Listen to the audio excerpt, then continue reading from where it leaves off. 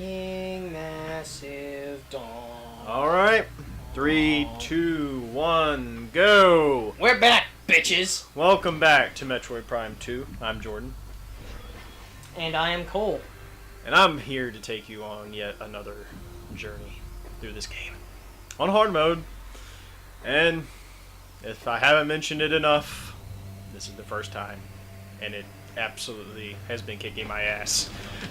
I've gotten this far! I mean, I did surprisingly decent with Mega Man 10's hard mode when I got to the blind spot. I feel like you really did. Like, you knew what I you were didn't really doing. practice 10 on hard mode, and I will say, so some people are being like, well, Cole, like, you know, it was, you could have done this to that. It's like, okay, yeah, that's great, but still, the fact that this game wanted me to do some really, really tight jumps and shit involving enemy placement still is a little BS. It was awful. I mean, that's a hard mode where I honestly feel like they were expecting veterans to start predicting things to where it's like, oh, remember that level of trial and error that, you know, when it's a little unfair, people were kind of pissed about it?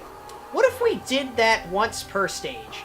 And that's about the only thing I don't like about 10's hard mode was that. But I mean, it just feels like it doesn't belong. Like, it's too difficult. But once, I wouldn't say it's too difficult, because some people do have an easier time with it, because it's kind of like Mega Man and Base's mentality of memorizing the design, but it's nowhere near as dickish. It just has some dick moments. Now, 10 on hard mode, once I got past the Crab Puncher, once I finally got past Wily Stage 2, I think I did surprisingly well for doing that blind, especially when I got to the Block Devil.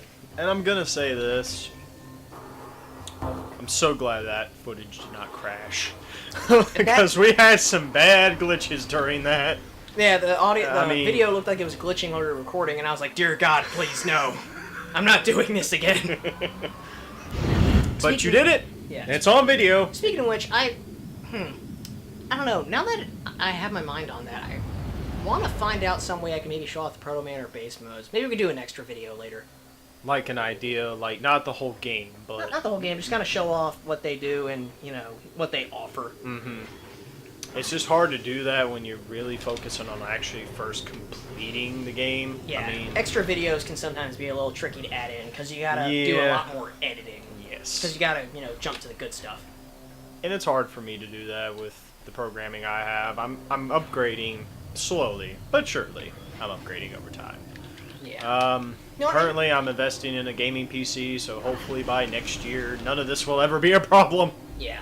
You want to run a GameCube game on Dolphin? No problem. You want to record it at the same time? No problem. I think I might. I can't imagine this game in 1080p and 60F.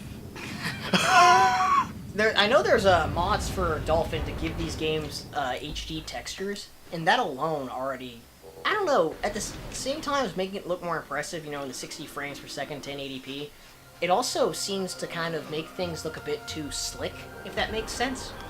Well, the thing I've always loved about retro is that the environments look rustic.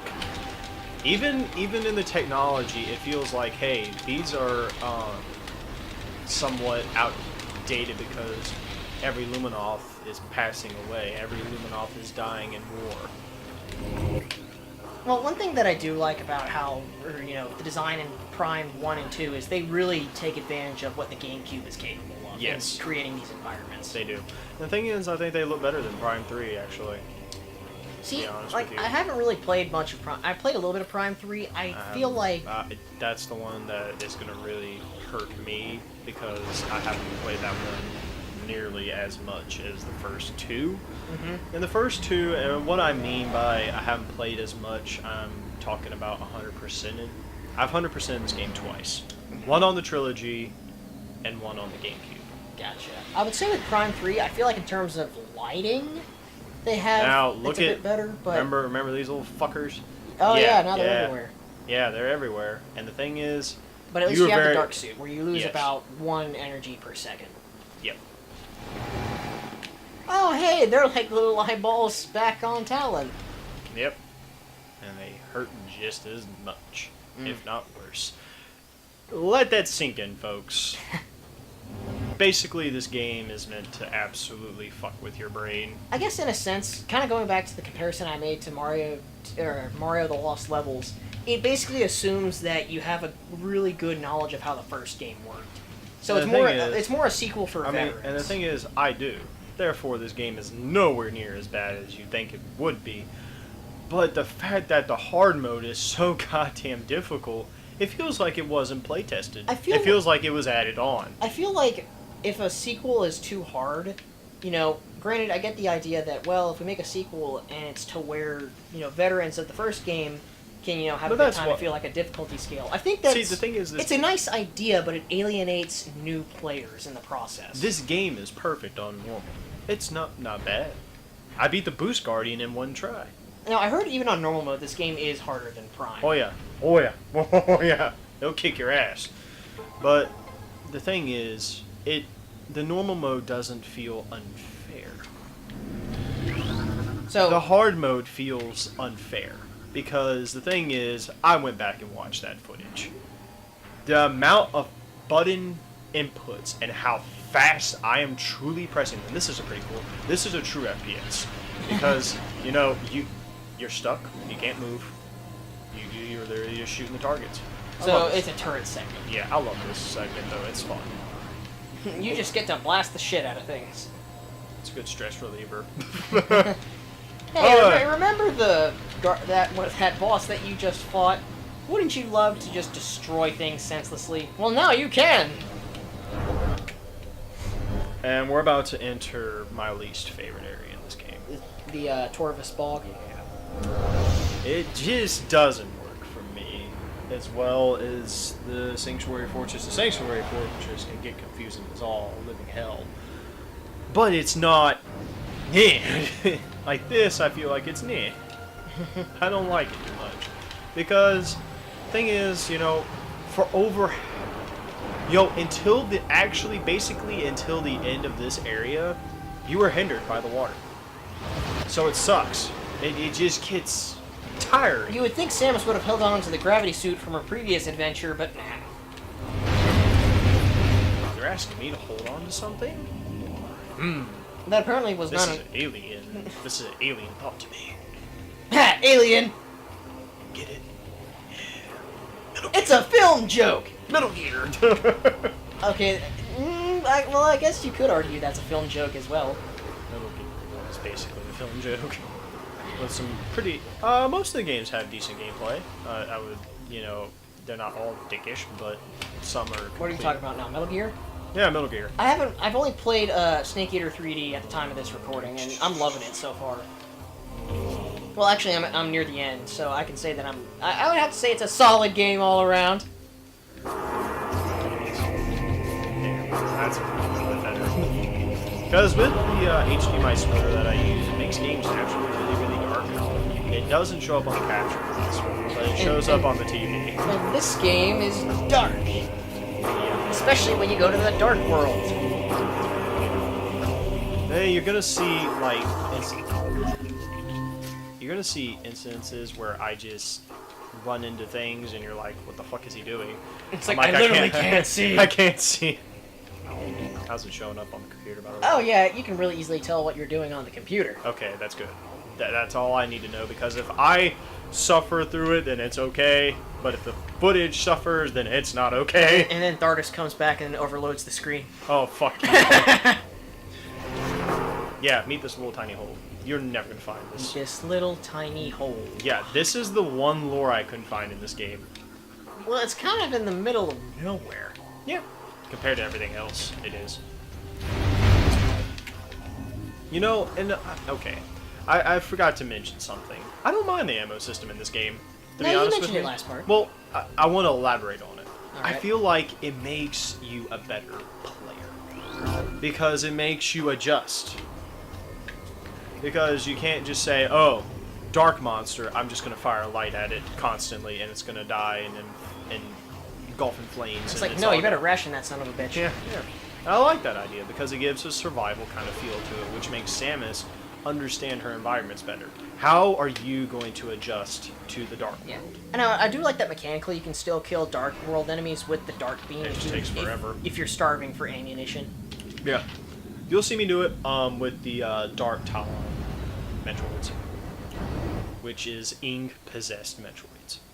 See, With the elevator, that just sounds like nightmare fuel. kind of a random thought, but with the way the elevator has those clamps, it reminds me of like it looks like a robotic frog limb or something that's just smacking down on it.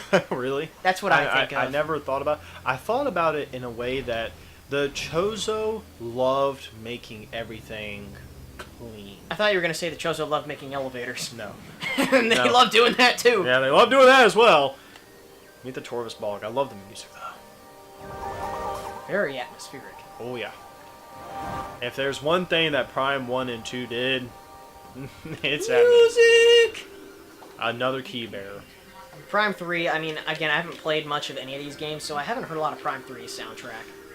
I can't even name you one track from it outside of Dark. Well, it's all. Wouldn't you say that's also the Prime game you're least experienced with? It is, but the thing is, while it may be that, it feels it's going for the more alien approach, while this feels like it's going for Atmosphere. planet. Yeah. This is how it water. This is how it would sound on this planet. Atmosphere. Whoa! Holy shit! Look at all that damage, man. They were waiting for you.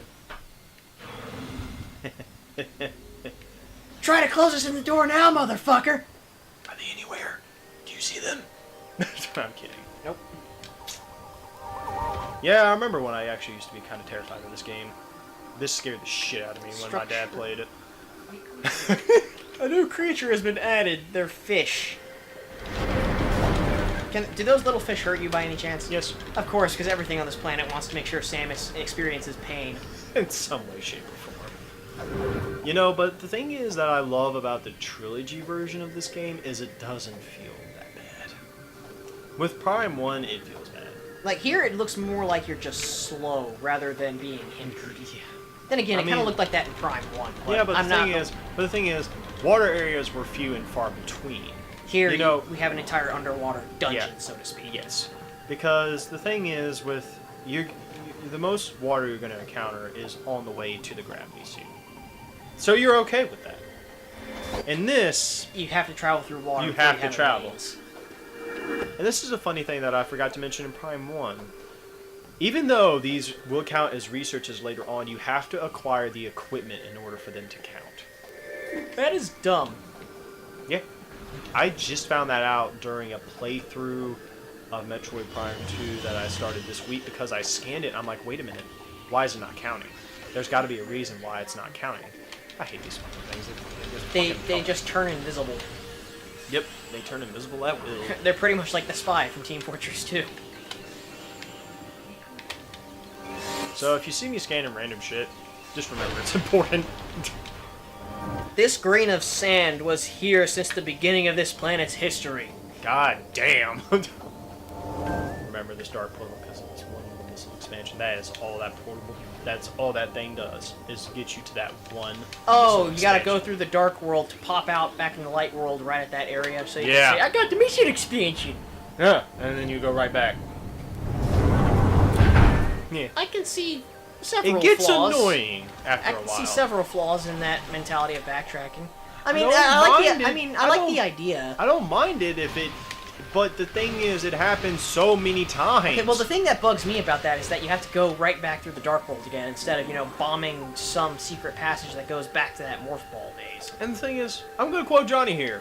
This game is backtracking incarnated. It feels tiring once you go for all the items. These guys.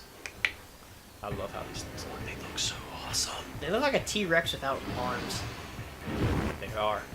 Wait till you see their mom, the Grapple Guardian. Ah! I see. So they basically have a horn that Hello? fires a not grapple beam. Oh, I don't got my super missile, therefore I cannot annihilate you easy. I hate you. I hate you in everything you can stand for. I don't even want to know how much damage these things can do. Okay, so, whatchamacallit, so similar... Come on! So, Just die already! So I just remembered something. I'm tired of fighting, okay? I got bills to pay, so do you. Wait, these things have bills to pay? Yep. It's called food. Huh. So, my question is, So in Prime 1, when you The had Sheegoths these are the version of the Sheegoths in this game. well, that was something I was also going to ask, but what I was asking is that in Prime 1, when you had a charge shot... Oh, gee. But if, What the world? Look how much damage that thing did to me. Damn. It did 40 units of health. Imagine when you gotta fight the... because remember, if it exists, there's a dark variant of it that's stronger and more hard. So, back to my question. In Prime 1, when you had the charge beam, and if you use the charge beam while you had a missile, that was the super missile, and then you had charged versions of your beam weapons. Yes. Do you have... Is it the same case here with the light and dark beams? You have to Yes. find the charge upgrade for those? Yes. Alrighty. And there's actually another beam in this game. The Mixture. The Annihilator beam? Yep. And that has its own, but ironically, it is named after something that is absolutely terrible. The charge shot is What? Sonic Boom. Trouble keeps you running faster! You know what? The show's actually pretty decent. Me and my brother have gotten a few laughs out of it. Writing standpoint, I feel like that show shines when it's writing. Action is meh. Action's in it, but the humor I mean, is it helps. perfectly fine. It helps that we also have the voice cast from the mainline Sonic games. I mean, Mike Pollock fucking kills it as Dr. Eggman. You know what? If anyone else were to voice Eggman, they're gonna try and mimic him and not Eggman. Because he's been doing... I think I remember you telling me a story about that. They were about to create a new game, and he's like, well, where's my phone call? Well, no, what happened... Okay, here's what happened, is Mike Pollock in an interview, because when Sonic Colors was in development, they were bringing in a new voice cast. Well, the developers really liked Mike Pollock as Dr. Eggman, so, they were, bringing him in for him to audition for the role again. However, Mike Pollock, all he does is he just receives a phone call. It's like, yes, would you like to come in and audition for the role of Dr. Eggman? And of course, he's just like, I thought I already had the role of Dr. Eggman. After voicing him for, the past couple of years. So would you say his weakest point was 06 because he didn't have Okay, he didn't really have the humor. He was kind of serious. Well, for in that one, game. 06's writing was shit, but two, I'm 06, okay. in terms of performance, Yes. here's the thing, Fuck these guys. Oh, Pirate Commandos! You think the Chozo ghosts were bad? These fuckers are worse. They kind of look like the Chozo ghost in their silhouette. Phase out of local time and space. Yeah, The Ing prize, the few Pirate Commandos, they managed to take Only them the off. Hunter Ing are allowed to possess them. Basically, we have the best of the best coming after Samus here. Yep. And the Hunter Ing are the best out of the best. Because they can utterly fuck your shit up. I can't see. They son of a bitch. Look how long that lasts, though. Yeah, that... that lasts a little too long. That's pretty much the equivalent of a blindness effect. And the fact they can phase out of fucking reality at will. You gotta have that... Without the thermal visor, these things suck dick. Well, not the thermo. It's called the dark visor. So, whatchamacallit? But you know what? I'm pretty good at the timing of killing these things. Already done. I've learned my shit. Nice.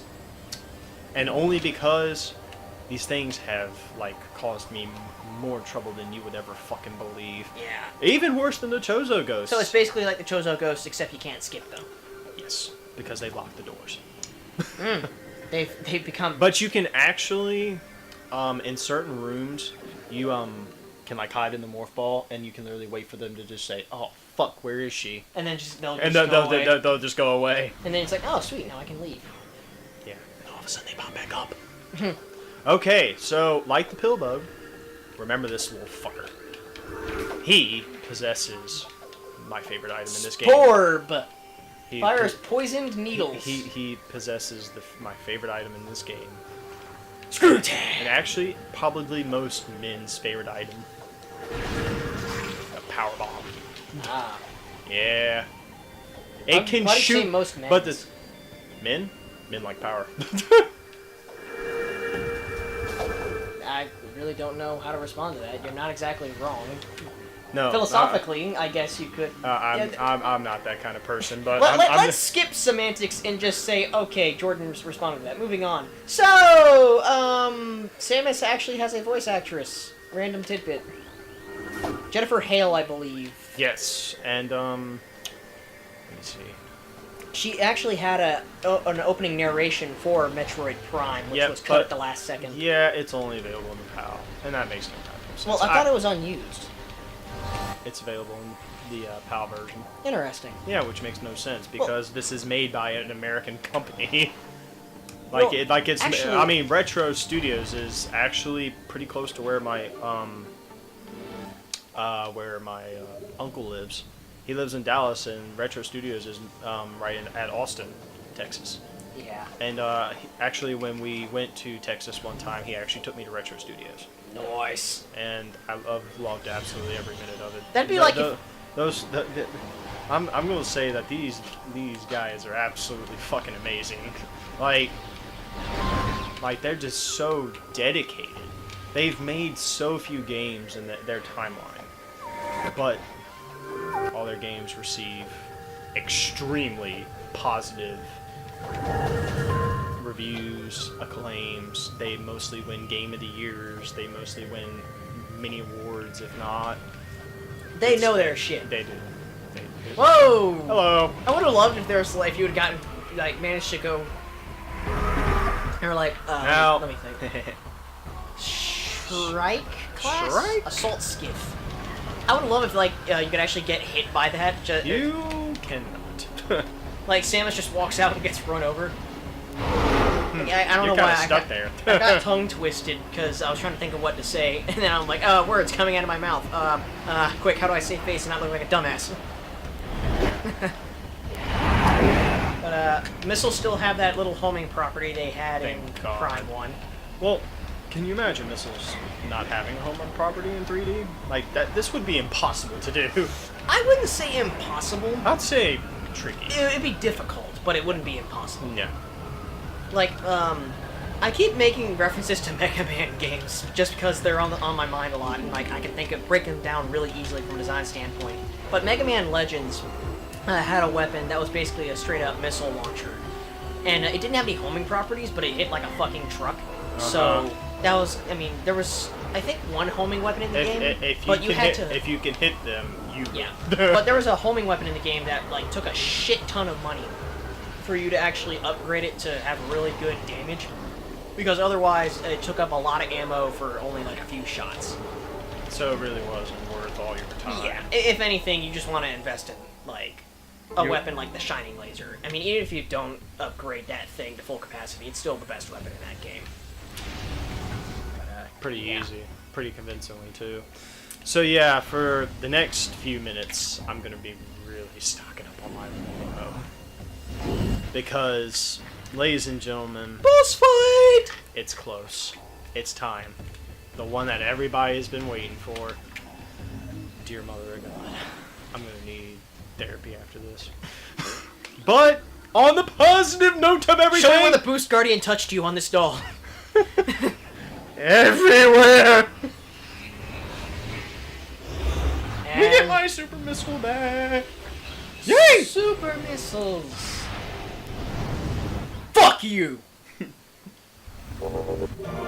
You know what? There should be a sound mod for some weapon in this game that instead of playing an actual explosion or sounding like something's launching from a cannon, it should just be someone yelling "fuck you." All right, so another Luminoth is here, and this time it's Cole's turn because I voiced Orange. I'm gonna verse Blue. He can do this one. I'm ready. Are you ready? I'm ready. I'm ready. So what kind of voice are you gonna do? You've already done Metal Gear. I've already done Solid Snake. I've already done unknown European accent. I'll think of something. Bring me quick. Yep. Alright, I got an idea. You'll see what it is in a second. I bet I'm gonna laugh at this. He's green, by the way, so he's Greenie. He's green. I have a name, you know. No, you're Greenie. A great warrior comes to the Temple of Torvus. May you succeed where I failed. I am Avok, the last sentinel of this temple. Heed my words carefully. Hello! Orange! As you can see, this temple has been crippled by the ravages of war. While the main chamber has been mostly preserved, the remainder of the temple has been flooded. You must use your abilities to venture into these flooded areas and find the keys you need to enter the Dark Temple.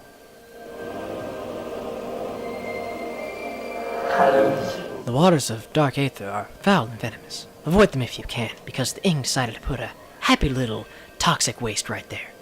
I have updated your translator module. You can access devices indoors coated with emerald holograms. Search the areas now open to you. Put some nice emerald on that palette. Maybe mix it in with some cadmium yellow. The Ing will seek your light with great zeal. Do not underestimate them. Bob Ross does not ever speak above a sort of low mumbling whisper. The time for talk is over. Good hunting, and may the light of Aether guide your aim. Put some happy little light. Good luck, Jordan. Put some happy little light back in this temple. I am gonna put some happy little light back in this temple, and I already got the voice for the next one. So, okay, I really hope there's not going to be one, but I'm just going to call that Luminoth B. Ross. B. Ross. I don't care what his name is, he's now B. Ross. And I already know what I'm gonna do for the blue one. You're gonna love it. You're blue now! That's my attack! No, I'm not doing Skeletor. That would absolutely kill my voice because the blue one talks forever. Ah. Yeah, it would kill me, dude. I can do a pretty good Skeletor, but my god, it hurts. Allow me to tell you about the day that I died. So, I went to go get groceries at the now defunct Luminoth grocery store. Yeah, that's a thing, but it's on the other side of the planet, and, the Ing kind of took over that section. It's really gone to shit lately. So anyways, on that day, I'm just minding my own business, and I come home, and then I get an alert that the Ing are coming. So, in this, I was urgent, I was panicked, so I decided to run as fast as possible to the nearest base. And, I was running, although I wasn't really running, I was more hovering over there, because Luminoth, we never use our feet, despite the fact that we have legs, and, we do have wings, we never use those wings. We just kind of telekinetically float wherever we damn well please. And then, 2 hours later, it's like, I forgot the entire point of my story, so I think I'll just start over. And Samus just walks off, just turns off the hologram, like, fuck this. It's not worth it! I'm pretty sure I know, or better yet, she just fast forwards through it. Like, just sticks her arm cannon. Jesus Christ! I am stuck! Just sticks her arm cannon right in, like, the, right wherever the hologram's projecting from, and just fast forwards. And I think, this to be on the note of, actually, more of the, Dark Commandos I forgot to mention. I think it's also mentioned that the Hunter Ing also can only possess the Metroids. Because of their erratic capabilities. I didn't even see there was a missile expansion there, Jordan. Yep. Jordan knows where this shit is. I was about to ask Jordan why you're rolling into this black void. Because, again, on this TV it's a little dark. Yep. But then all of a sudden, just missile expansion acquired. Limited scan coming up, everybody. Got a missile, bitch. Because these are normal commandos. They're not dark yet. They are very limited. Because I think there are only 2 in this game. There are 2 right here. Because I don't see them. And I don't recall where they could ever be. But they're pathetically easy because they are right next to Phazon. So. We know what that means! Come after me, bro! You're dead, son! You're fucking dead, son! I'm dead too. What the fuck?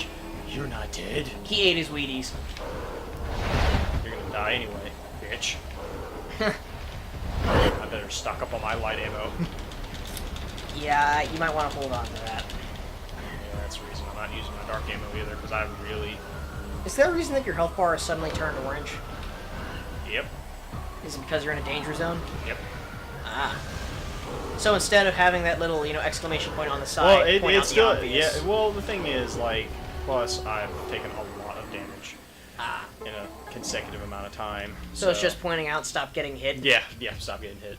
It's like, I would like to, except you forgot this game is on hard mode. Oh, dear mother of God. I'm gonna stock up on that ammo. Cool. Oh, hey, look, you have 69 light ammo. Here's an insert original joke here. No, I'm dead serious. I would love to see someone come up with an original joke for that number. Go ahead, try. I dare you to be creative. I dare you to be creative. Okay, well, I think I'm good. Even more rainbow ammo. Alright. Does it cap out at 100? Yep. But Start the bar obviously goes past 100. Yeah, but that's because you don't have the other ammo expansions yet. But why the fuck does it show that much of the ammo bar, though? I do. It's a graphical quirk I wanted to point out in the first game, but I never mentioned because fuck it, might as well be there. Oh no! Jump into the void. Oh You know no! that awkward moment where you stare into the void and the void stares back, but it turns out the void is just staring at the person behind you. Because that person behind you is more deadly than the one that's right in front of you. Oh, for the love of God! Welcome to Purple Land, Welcome, Hunter Ing, the most powerful Ing. otherwise known as something that crawls straight out of Satan's nightmares. Elite. Phasing shapeshifter, deadly in close combat, dislikes bright light. Look at this fucker. This thing looks just like nightmare fuel. Like, if your nightmare had a nightmare, this is what it would shit out.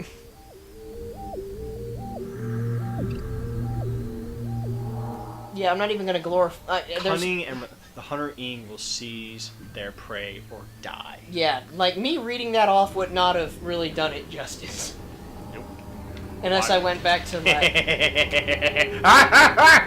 You can't beat me, Hunter Ing. I've got a light shield. I've got a light gun, bitch. No, actually, I'm just gonna coax it into trying to follow me. Oh, yeah, that's right. Either catch the prey or die, so you can bait them into the light zone. In So some instances. So you kind of force them to commit suicide. I did. I don't got time. You could have just, you couldn't rethink your life goals, really. My life goals? My life goals suck. No, I was dude. talking about the ing. Oh. My life goals are day by day, buddy. Jumping on mushrooms.